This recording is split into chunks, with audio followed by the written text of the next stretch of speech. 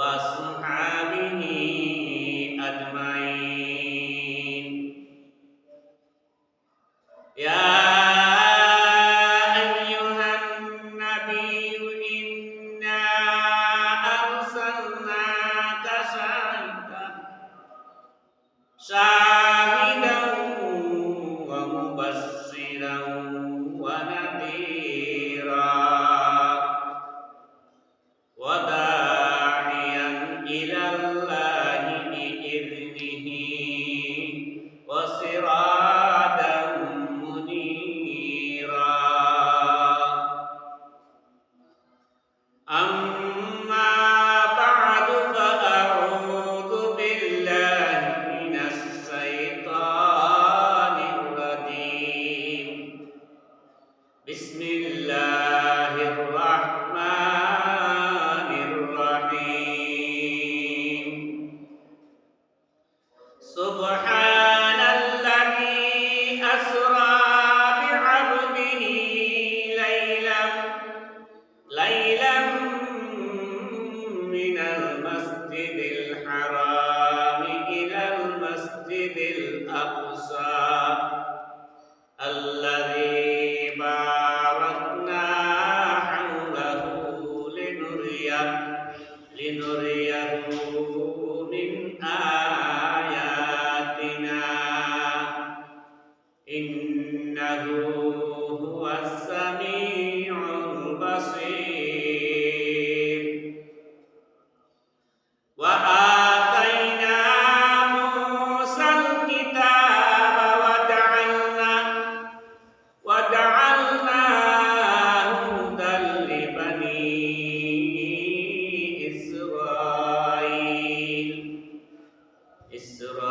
إسرائيل ألا تتخذوا من دوني وكيلا ذرية من حملنا مع نوح. وقال النبي صلى الله عليه وسلم الصلاة معراج المؤمنين أو كما قال عليه الصلاة والسلام. صلى الله على سيدنا ومولانا محمد وعلى آله وأصحابه وسلم. صلى الله على سيدنا ومولانا محمدا عبده ورسوله كريم السجايا جميل الصيام نبي البرايا شفيع الأمم بلغ العلا بكماله كشف الدجى بجماله حسنت جميع خصاله صلوا عليه وآله. या इलाही दिखा दे हमें दियारे मदीना।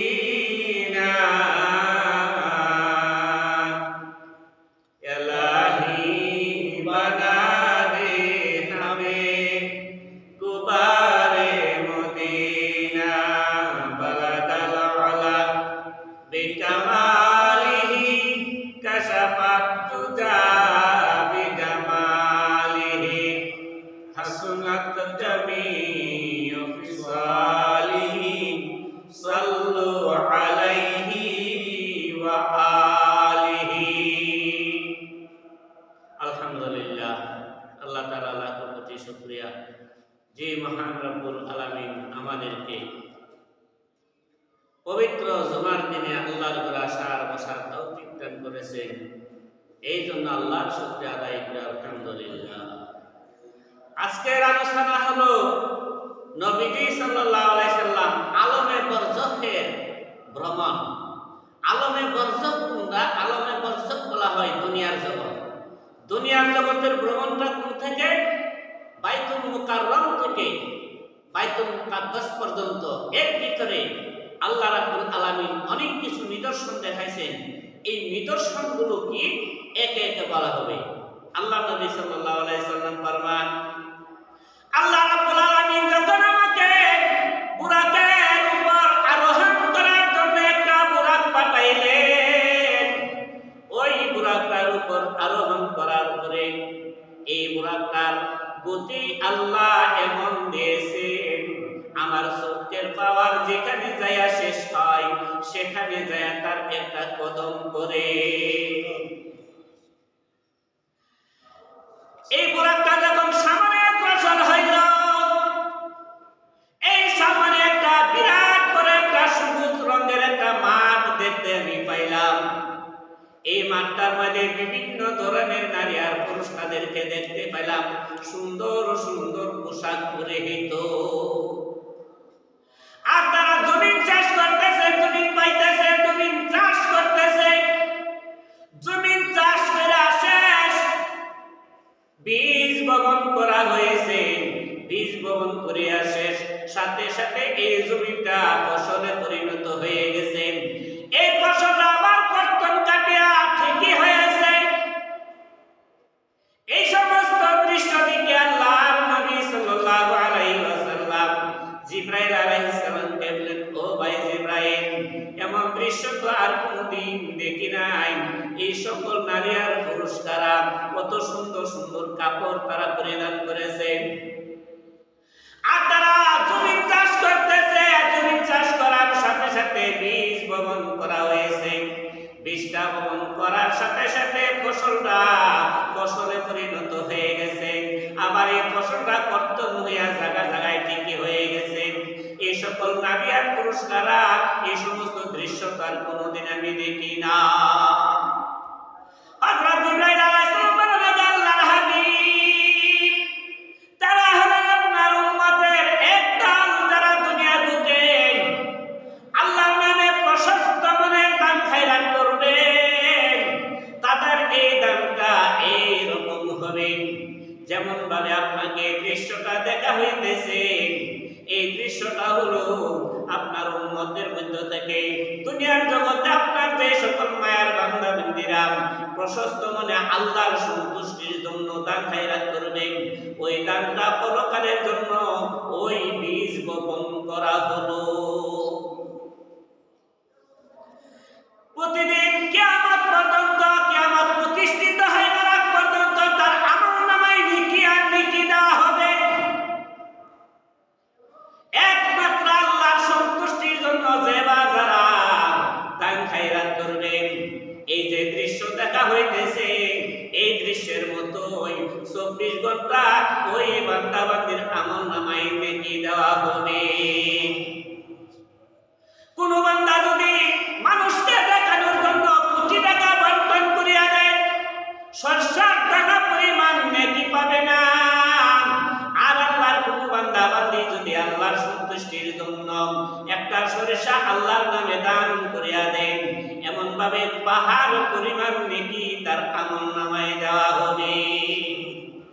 আমার ভাইয়েরা, আমার বোনেরা, দুনিয়ার জগতে এমন মানুষ আছে দান খায়রাত করে, দান খায়রাত করিয়া মানুষের সাথে গপ করে, হে ভাই আমি এত টাকা দান করেছি, আমি এই করেছি সেই করেছি। আল্লাহ নবী বলেন, হে আমার মায়ার উম্মত রে, যারা আল্লাহর নামে দান করো রে, দান করিয়া তোমরা মানুষের সাথে গপ করিও না। এই গপ করিলে তোমার নেকি শেষ হয়ে যাবে, তোমার অন্তরের খবর আল্লাহ জানে রে। তুমি যা কোটি টাকা কি জন্য দান করেছো, মানুষকে দেখানোর উদ্দেশ্যে না, আল্লাহ সন্তুষ্টির জন্য রে। হে আল্লাহর বান্দা বান্দে, তুমি যদি আল্লাহর সন্তুষ্টির জন্য দান করে থাকো, মানুষের সাথে গপ করার কোনো প্রয়োজন নাই। ডুল বাজায়া মানুষকে শোনানোর প্রয়োজন নাই, মাইক বাজায়া মানুষকে শোনানোর কোনো প্রয়োজন নাই, ব্যানার টাঙ্গায়া মানুষকে দেখানোর কোনো প্রয়োজন নাই। তুমি আল্লাহর নামে দান করেছো, তুমি আল্লাহর নামে দান করেছো, আল্লাহ তোমার অন্তরের জানেন, তোমার অন্তরের খবর আল্লাহ জানেন। তুমি কি জন্য দিয়েছো? দুনিয়ার জগতের মানুষকে খুশি করার জন্য না আল্লাহকে খুশি করার জন্য? আল্লাহ বলেন ইন্নাল্লাহা আলিমুম বিযাতিস সুদূর। হে আমার বান্দা বান্দি, তোমরা দুনিয়ার জগতে কি করো না করো সবগুলো আমি আল্লাহ দেখতেছি। তুমি মনে মনে কি কল্পনা করতেছো, কি ধারণা তুমি করতেছো রে? হে আমার বান্দা বান্দি, আমি তোমার অন্তরের খবর জানি রে। তোমার অন্তরের খবর নাই শুধু 7 তবক পানির নিচে এই পাহাড়ের তলে একটা পিপিলিকা হাঁটতেছে, সাগরের তলে, সাগরের পদতলে একটা পিপিলিকা হাঁটতেছে, একটা কাঁকড়া হাঁটতেছে। এই কাঁকড়াটা এই মাছটা কি জন্য হাঁটতেছে এটাও আমি আল্লাহ দেখতেছি। এই মাছটা পানির তলে ঘুরতেছে, কি জন্য ঘুরতেছে এটাও আমি আল্লাহ জানি। হে দুনিয়ার জগতের নারী আর পুরুষ, তোমরা যদি কোটি টাকা দান খয়রাত করো দুনিয়ার জগতের মানুষকে খুশি করার জন্য, দুনিয়ার জগতের মানুষে তোমাকে বাহবা দেওয়ার জন্য, তোমার এই বাহবা তুমি দুনিয়ার জগতে পাবে, পরকালে আসবে না। আর আমি আল্লাহর সন্তুষ্টির জন্য যদি সরষার দানা পরিমাণ তুমি দান করো রে, আমি আল্লাহ এর ওসিলা তোমাকে দুনিয়াতে আযাব আর গজব থেকে রেহাই করে দেব, পরকালে আমি আল্লাহ জাহান্নাম থেকে ক্ষমা করিয়া দেব। আল্লাহ নবী সাল্লাল্লাহু আলাইহি সাল্লাম ফরমান, কিয়ামতের দিবসে 3 ব্যক্তির আল্লাহ রাব্বুল আলামিন বিনা হিসাবে জাহান্নাম দিবেন। 1 নম্বর হলো ওই ব্যক্তি দুনিয়ার জগতে যে ব্যক্তি প্রচুর পরিমাণে দান খয়রাত করেছে, কিন্তু তার অন্তরে আল্লাহর সন্তুষ্টি নাই। তার অন্তরে হলো দুনিয়ার জগতের মানুষ আমাকে দানশীল ডাকতো, দুনিয়ার জগতের মানুষকে খুশি করার জন্য দিয়েছে, আল্লাহকে খুশি করার জন্য নয়। 2 নম্বরে ওই ব্যক্তি যে ব্যক্তি নামাজ পড়েছে, দুনিয়ার জগতের মানুষে তাকে নামাজি বলবে। 3 নম্বর হলো যে ব্যক্তি আল্লাহর রাস্তায় যুদ্ধ করেছে, এই ব্যক্তি যুদ্ধ করেছে, দুনিয়ার জগতের মানুষে তাকে বীর পুরুষ বলিবে। আল্লাহর দরবারে 1 নম্বরে যে ব্যক্তি দুনিয়ার জগতে দান খয়রাত করেছে তারে আল্লাহ হাজির করবেন। আল্লাহ বলবেন, হে আমার বান্দা, আমার বান্দে, তোমাদেরকে দুনিয়ার জগতে প্রচুর পরিমাণ সম্পদ দিয়েছিলাম, তুমি এই সম্পদ পায়া কি হক আদায় করেছো? তুমি আমি আল্লাহর কি হক আদায় করেছো? শুকরিয়া আদায় করেছো নি? দান খয়রাত করেছো নি? সে আল্লাহর কসম খেয়ে বলবে, হে আল্লাহ, হে আমাদের মাবুদ, তোমার জাতের কসম করে বলতেছি, তুমি আমাদেরকে যে পরিমাণে সম্পদ দিয়েছো এই পরিমাণে দান খয়রাত করেছি। আল্লাহ বলতে, হে নাফরমান, নাফরমানকারী, আমি আল্লাহ তোদের অন্তরের খবর জানি। দুনিয়ার জগতে তোরা দান করেছো, দুনিয়ার জগতের মানুষে তোদেরকে দানশীল ডাকিত, তোদের অন্তরের খবর আমি আল্লাহ জানি রে। এই জন্য আমি আল্লাহ ঘোষণা করেছি তোরা বিনা হিসাবে জাহান্নামী। জাহান্নামের ফেরেশতাদেরকে বলবে, হে ফেরেশতা সকল, ওই সকল নারী আর পুরুষদেরকে গলার মধ্যে গামছা লাগাইয়া বেজ্জতির সহিত তাদেরকে জাহান্নামে পালাও। 2 নম্বর হলো নামাজি। হ্যাঁ নামাজি, তুমি দুনিয়ার জগতে কি করেছো? বলবে, আল্লাহ সারাটা জীবন তোমার গোলামি করেছি, তোমার হুকুম পালন করেছি। আল্লাহ বলবেন যে, হে নামাজি নারী আর পুরুষ রে, আমি আল্লাহর সন্তুষ্টির জন্য তোরা নামাজ পড়ছ না রে, একমাত্র দুনিয়ার জগতের মানুষকে খুশি করার জন্য নামাজ পড়েছো। যাও তুমি জাহান্নামে যাও, তোমার ঠিকানা জাহান্নামে। 3 নম্বর ব্যক্তি যে ব্যক্তি আল্লাহর রাস্তায় যুদ্ধ করেছে, আল্লাহর দ্বীন টিকায় রাখার জন্য বেদুর্মীদের সাথে যুদ্ধ করেছেন, শরীরে রক্ত দিয়েছেন। এই ব্যক্তিরে বলবে, হে আমার বান্দা বান্দি, তোমরা কি করেছো দুনিয়ার জগতে? সে বলবে যে, হে আমার মাবুদ, আমার জীবনটা কেটেছি তোমার রাস্তায় যুদ্ধ করতে করতে, তোমার দ্বীনকে টিকায় রাখার জন্য বেদুর্মীদের সাথে যুদ্ধ করেছি, আর আমার শরীরে তাজা রক্ত দিয়েছি। আল্লাহ বলবেন, আমি আল্লাহ তোর অন্তরের খবর জানি রে।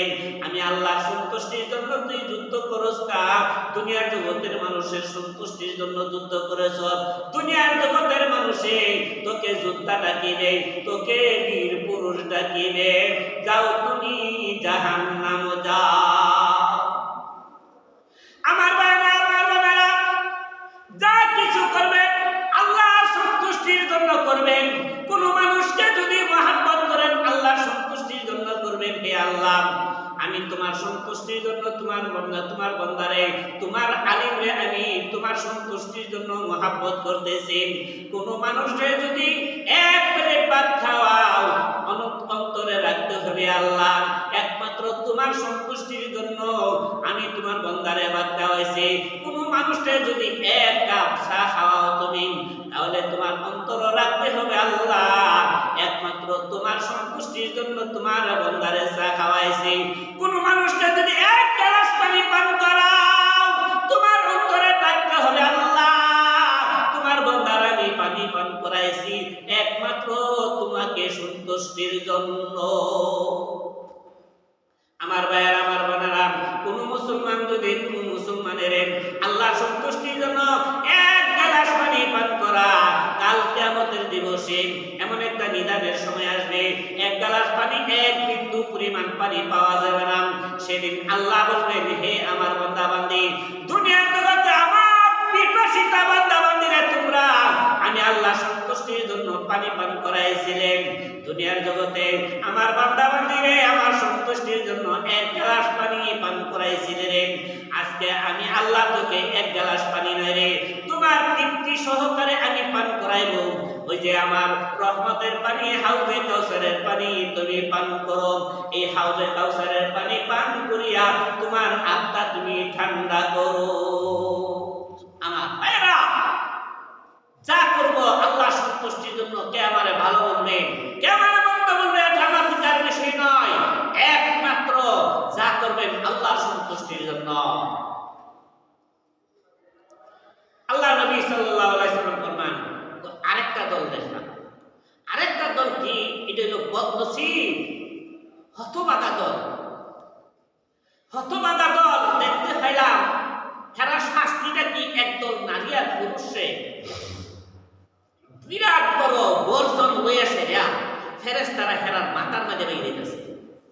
একটা বাড়িতে এই মাথাটা নারী আর পুরুষের মাথা গোড়া হয়ে যায়। আর আল্লাহকে ডাকতেছে, আল্লাহ বাঁচাও। আল্লাহর কাছে পানা চাইতেছে, আল্লাহ বাঁচাও, আল্লাহ বাঁচাও, আল্লাহ বাঁচাও। আল্লাহর কাছে পানা চাইতেছে, আল্লাহ বাঁচাও, আল্লাহ বাঁচাও। আবার পূর্ণের মতো হয়ে যা, আবার গর্দন দেয়া বাড়িতে মাথাটা গোড়া হয়ে যা, আবার পূর্ণের মতো হয়ে যা। চিৎকার করে কাঁদতেছে, আল্লাহ বাঁচাও, আল্লাহ বাঁচাও, তুমি বাঁচাও। এই দৃশ্য দেখে আল্লাহ নবী বলতেছেন, দে ভাই জিবরাইল, ওই সকল নারী আর পুরুষ কারা যাদেরকে এই সমস্ত শাস্তি দেওয়া হইতেছে, গর্জন দিয়া তাদের মাথার মাঝে বাড়ি দেওয়া হইতেছে, আর গর্জনের বাড়ির ছুটে মাথাটা ফাঁকি হয়ে যাইতেছে, আবার পূর্বের মতো হয়ে যাইতেছে। আর আল্লাহর কাছে তারা পানা চাইতেছে, আল্লাহ বাঁচাও, আল্লাহ বাঁচাও। ওই সকল নারী আর পুরুষ কারা, কি কারণে তাদেরকে এই সমস্ত শাস্তি দেওয়া হইতেছে আমি জানতে চাই। জিবরাইল আলাইহিস সালাম বলেন, ও আল্লাহর হাবিব, তারা হলো আপনার উম্মতের এক শ্রেণীর নারী আর পুরুষ যারা দুনিয়ার বুকে নামাজ বাদ দিয়া ঘরের মধ্যে ঘুমাইছে, মুয়াজ্জিনে ডাকছে, আসসালাতু খায়রুম মিনান নাওম। ঘুম থেকে জাগা, ঘুম থেকে নামাজ ভালো, ঘুম থেকে নামাজ ভালো। আবার ডাকতেছে, হাইয়া আলাস সালাহ, হাইয়া আলাস সালাহ, নামাজের দিকে আসো, নামাজের দিকে আসো। আবার ডাকতেছে, হাইয়া আলাল ফালাহ, হাইয়া আলাল ফালাহ, সফলতার দিকে আসো, সফলতার দিকে আসো।